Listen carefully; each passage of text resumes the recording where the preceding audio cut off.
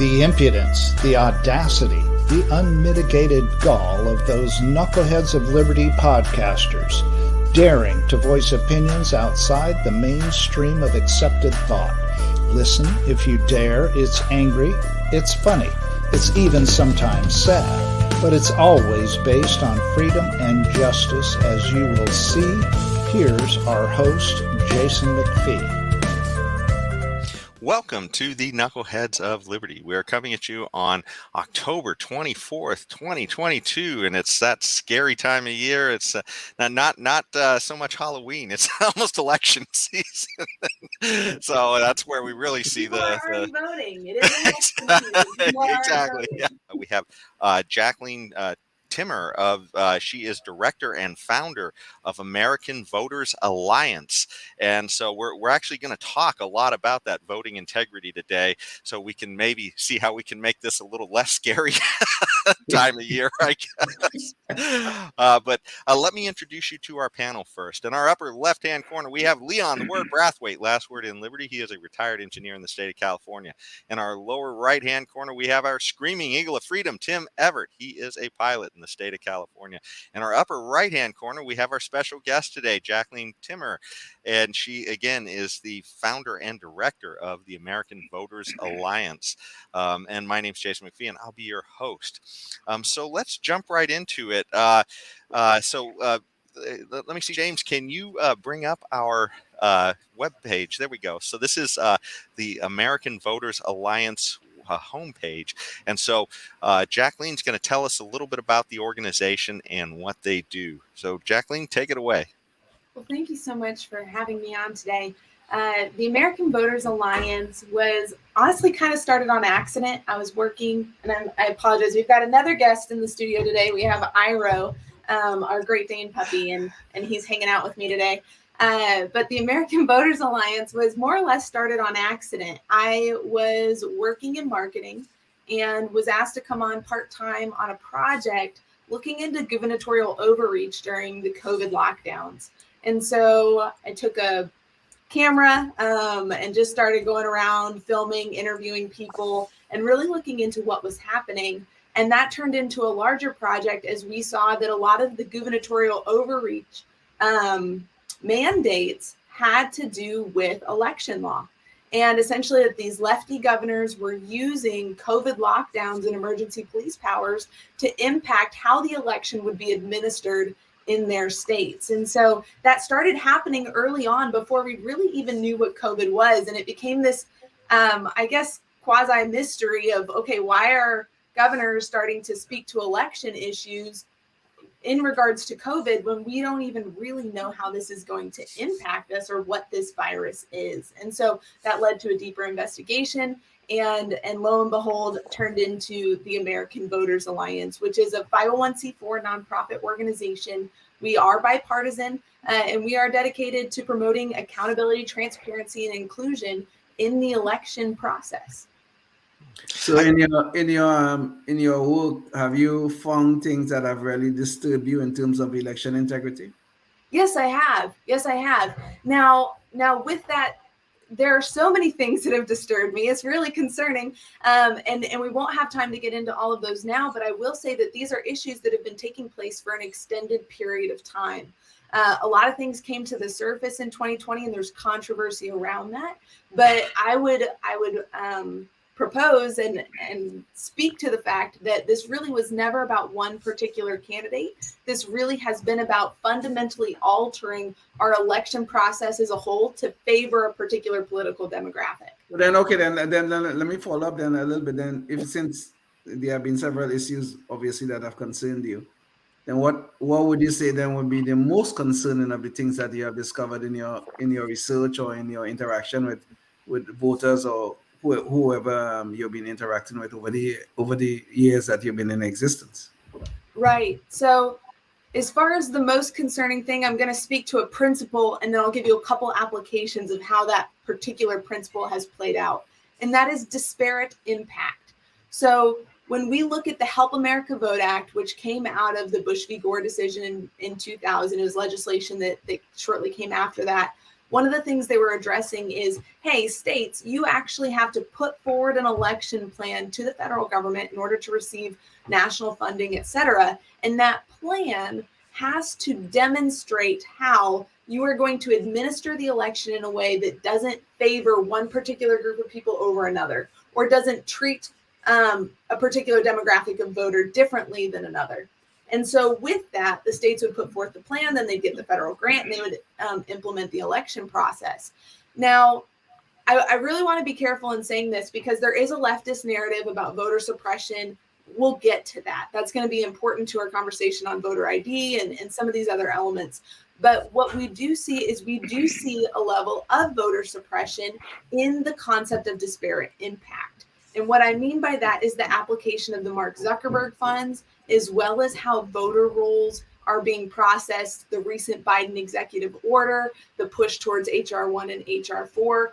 All of those policies create a two-tiered voting system. And it's similar to what we've seen with the DOJ, where they're going after conservatives, they're going after pro-life individuals. The FBI is raiding 87-year-old pro-lifers' homes.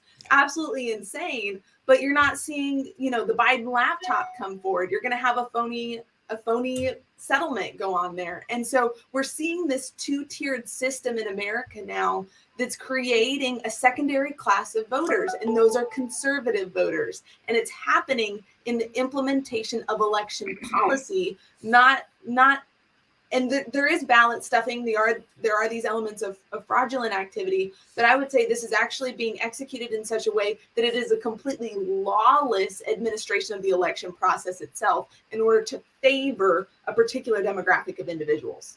Yeah.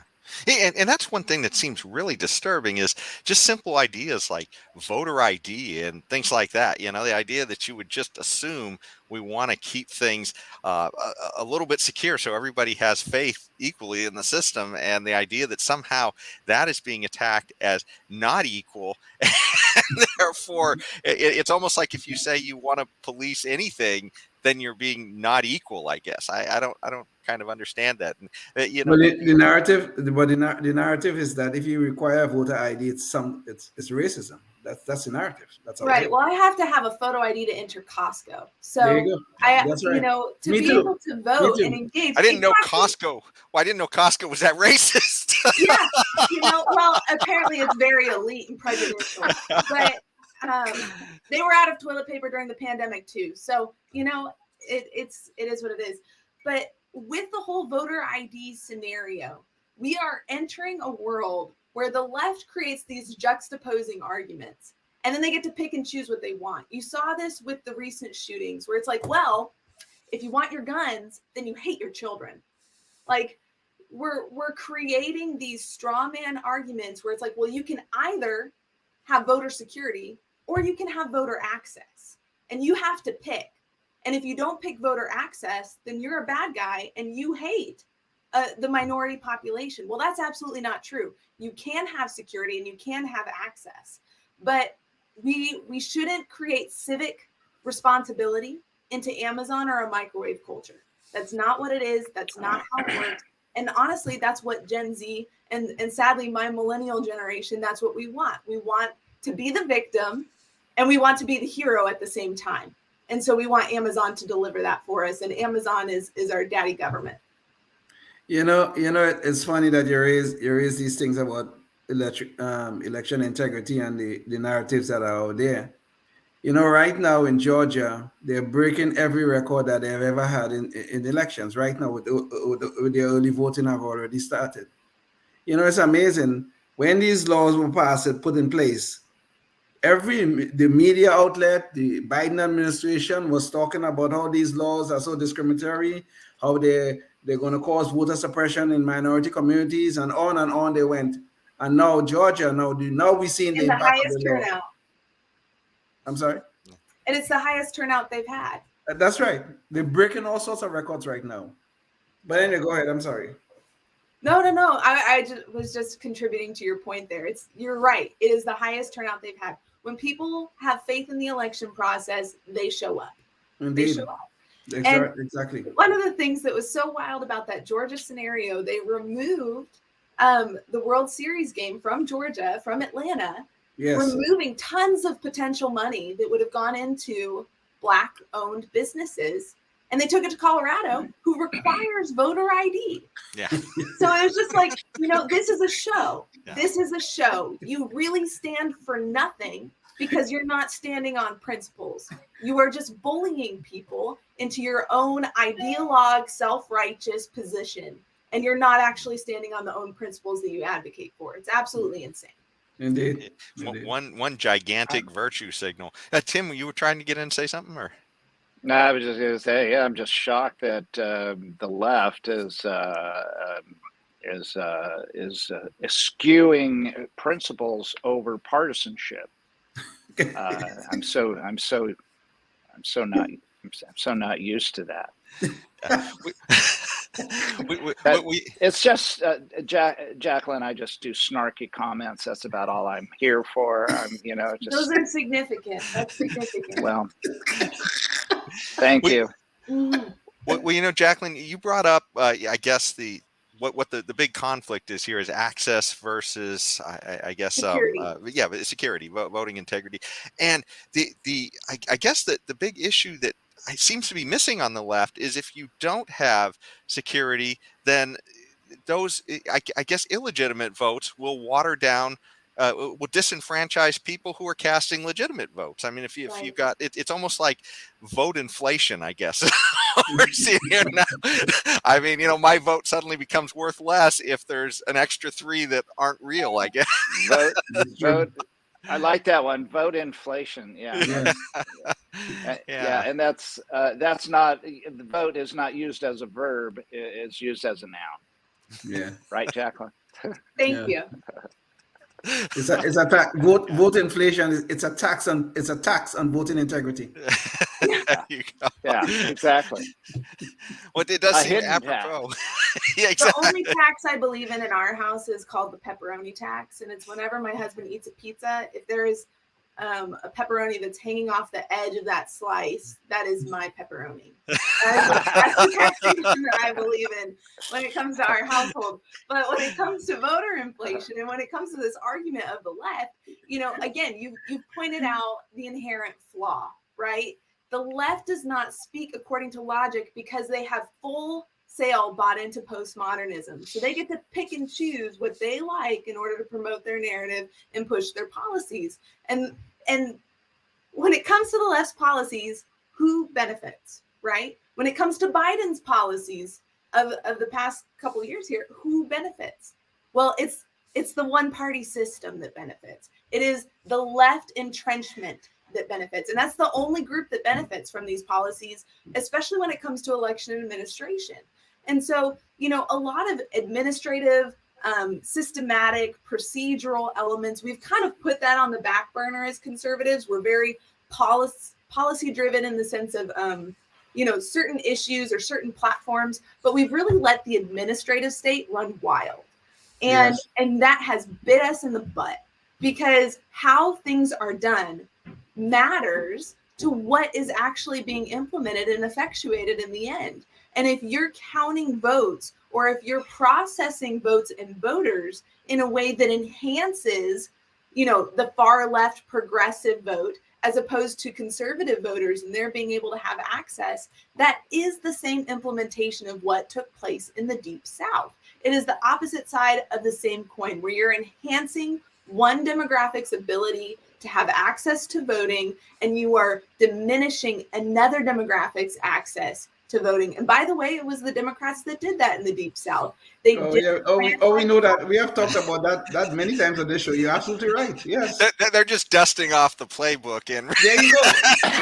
Exactly. There's nothing new under the sun. And people think, voter fraud, voter issues. Well, that doesn't happen in modern America. Well, yes, it does. And it's happened from the very beginning. We have had fraudulent presidents, and they functioned as president and they operated as president. And that's, history moves on. But we have had these instances historically. And as we've moved more and more into a headline culture, into the Instagram scroll feed, we've completely lost track with the generational understanding of where we've come from, who we are, and what our history tells us as a nation that we have to have certain checks and balances in place. We have 3 branches of government to check and balance each other for a reason. We have a federalist system for a reason, because historically, absolute power corrupts absolutely, and we are not a Machiavellian society, and we're quickly becoming one as we enter this postmodern landscape.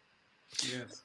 Well, Jacqueline, one thing you've mentioned here, you've mentioned that I guess your main concern, it sounds like, is that rules are being set such that they bias, I guess, access for one group over another. But are you guys also concerned with out and out just voter fraud? I mean, are you guys looking into ideas where just simply fraudulent votes are being cast, or is it mainly just the access issue? So I'll say it's a both and let me put it in the context of the 2020 election itself. So with 2020, people went to bed seeing Trump in the lead. They woke up and somehow Biden just pulled out this, miraculous victory. Miraculous victory, yes. Yeah. And so with that, then there were a lot of questions. Well, there's only so much time that you have to investigate systemic voter fraud before the inauguration. And there was this whole thing with the Electoral College and whether Pence was going to send things back to the states. We can talk about all of that. But the long and short is that there's only so much time to investigate a systemic issue of voter fraud. Now, what we had immediately were confessions of lawless activity by election clerks and by mayors in the cities that were questionable. And for your viewers, I don't know who's familiar with the Mark Zuckerberg funds. Essentially, Mark Zuckerberg is a drop in the bucket. He gave over $450 million, which is more than the national government gives to the states in their grants each year. So he invested more in the election process than our national government. He gave it to a couple key nonprofits who are part of a larger nonprofit network that we have investigated. We have tracked the relationships between these groups. They are far lefty groups, Obama affiliates, etc.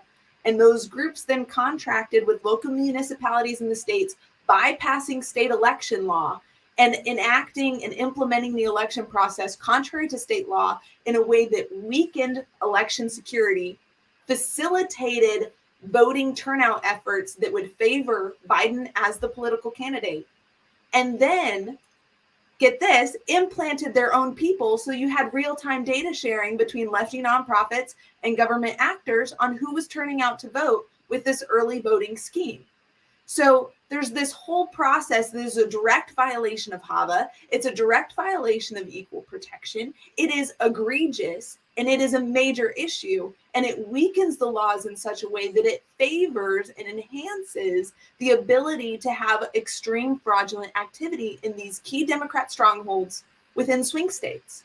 So that's what we were looking into, and we said, hey, proving voter fraud takes time. It's like a drug operation. You have to start with the mule. You've got to work up the chain. You have to turn people over time. That takes time. What we have right now is we have people confessing that they conducted the election completely lawlessly, where you have a man from New York City running the central count location in Green Bay, Wisconsin, where the clerk is pushed out on medical leave because she was bullied out of office, and we have the emails to prove it. So this is what we have. Now, with that, when it comes to the legal burden of certifying the election process, the unofficial results that come through the media are not the official results of the election.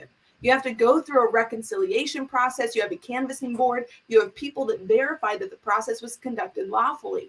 We were engaged with various canvassing boards where they're saying, hey, this is an issue. Something's wrong here. The numbers don't add up. The election should not have been certified in those cases because the burden of proof legally was that the election was conducted lawfully. First and foremost, that it was conducted according to state law. We knew it wasn't. We had confessions to that effect. And two, that then, because it was conducted lawfully, you can have faith in the results. Well, where's the faith in the results? Do you see faith in the results? I don't. I don't see that among the American people when I travel across the country. And so really, it was a certification and lawfulness issue. But what happened is the leftist media ran to the forefront and said, show me the fraud and show me it was enough to overturn the results. Well, that's never the threshold. And sadly, many conservatives ran forward and then overstated the evidence that they had in their possession because they were trying to meet a false threshold of the popular media rather than the legal threshold we should have looked to in the first place in order to have faith in our election process. And now we're in a huge mess. So do we look at fraudulent issues? We do, but we look at it in the context of this larger whole where we are finding a systemic network that has reconstructed the election process altogether. I just beg to differ about my liberal friends. They all just love the election results. No complaints whatsoever. It was the best election of all time. Yeah. Oh, The most secure, the most secure too. The most secure. Landslide in favor of Joe, the great and wonderful Joe Biden. Oh, yeah. I just love that they had to run to superlatives. Like, you know, you could just say this was a great election, everybody's fine. But really, if you're just looking at this and if you don't give it like a rat's tush about the results, right? If you really don't care, but you look at it and suddenly there's mass mail-in voting in states that never had procedures or processes for mass mail-in voting, you're going to have some hiccups. But somehow now it's the most secure we've ever had. Look at Tammany Hall, for goodness sakes. They had to outlaw mail-in balloting in New York because of the Tammany family disenfranchising voters through mail-in ballots. Like, historically, we know that mail-in ballots aren't secure, but now they are the most secure. Yeah. And you have to ask yourself, why is that? Why has the science, why have the statistics, why have the studies suddenly changed? Yeah. Well, and to top it off, we went from a 2016 election where all you could do is question it. The 2020 election, your civic duty to question it. Exactly, where you're canceled if you question in 2020, but in 2016, resistance is patriotism, I guess, at that point. But to Jacqueline, to further your point, I'm sure you're familiar with the video out of Georgia, in Fulton County, Georgia, of where there was obvious something going on there. They're pulling out suitcases from underneath a desk. You see them. There's one of the people who were processing the ballots, who ran it through on video, ran it through multiple times, ran it through the machine, the ballots, ran it through the machines multiple times. We saw all of this going on in Fulton County, and still those elections were certified, which I find kind of incredible to me. And there was a report. Done, and I believe I think it was the Attorney General. Forgive me, I don't remember which official and I don't remember his name, but there was a report done on Fulton County, Georgia, essentially saying there were all these issues with the election, but I don't know that it was intentional. So whoopsie, that was the report. That was the report. He went through and it was just, this was wrong. This was wrong. This was wrong. This was wrong. But, whoops.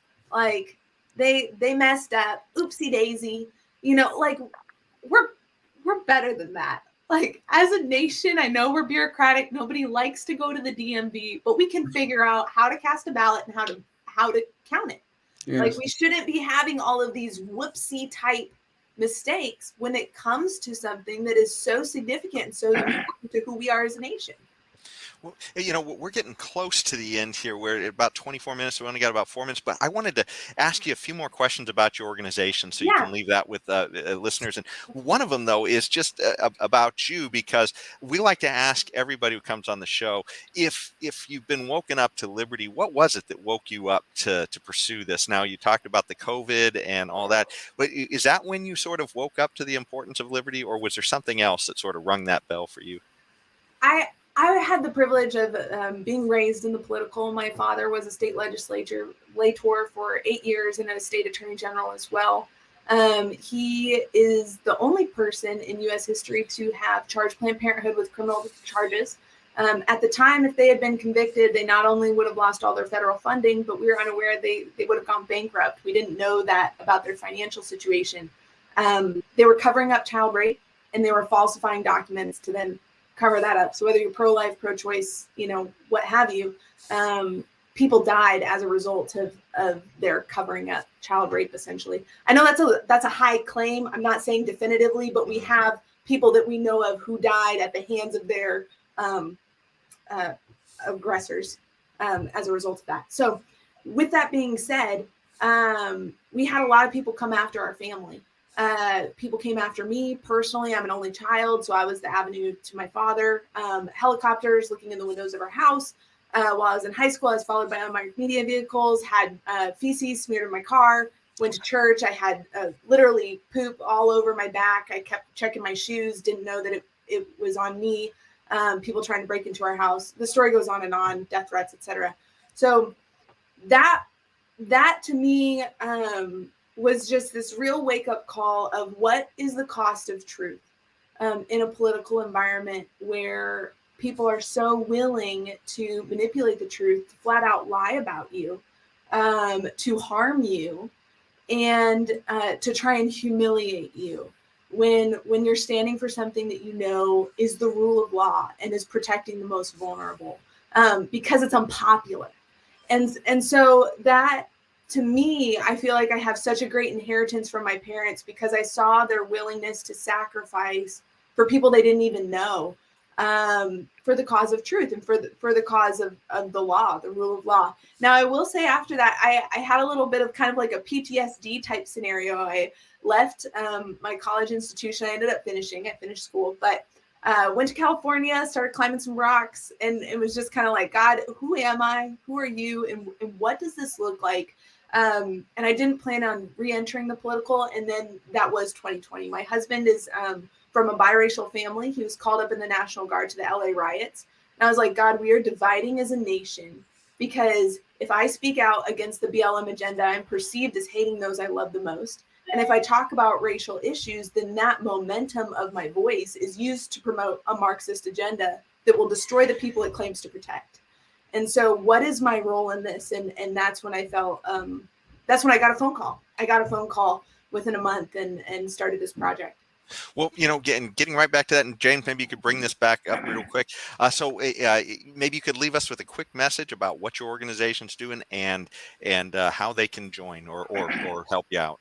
Right. So the first thing is to get informed. Follow us on social media, join the newsletter. And then we do have initiatives that we do where we can work with you, whether it has to do with our model election reform in your state. We do work across the aisle, and we have things that may pass in California. You never know. So connect with us on that. Becoming a poll worker or a poll watcher, we are facilitating this, and it's different county by county. So we help you navigate that in your local municipality. The main thing I would leave people with, though, is one person can make a difference. And the other thing is, when in the course of human history have we celebrated a victory when all the odds were in our favor? It's ludicrous, and you hear legislators all the time, well, if this happens and that happens and we get this in order, then I'm going to do something bold, then I'll do something courageous. No, the time is always now, because what we have is the present. And so I would just encourage viewers that there's the opportunity to engage, and there's a place for you in that engagement. And unfortunately, the time is now that we have to end the show. But boy, this was great discussion with you, and I would definitely encourage voters or our viewers rather, to go check out your site just to understand more of what you guys are doing. So thank you so much all for tuning in, and we'll see you at the next one. Stay free. Yes, indeed. Life, liberty, and the pursuit of happiness, always and forever.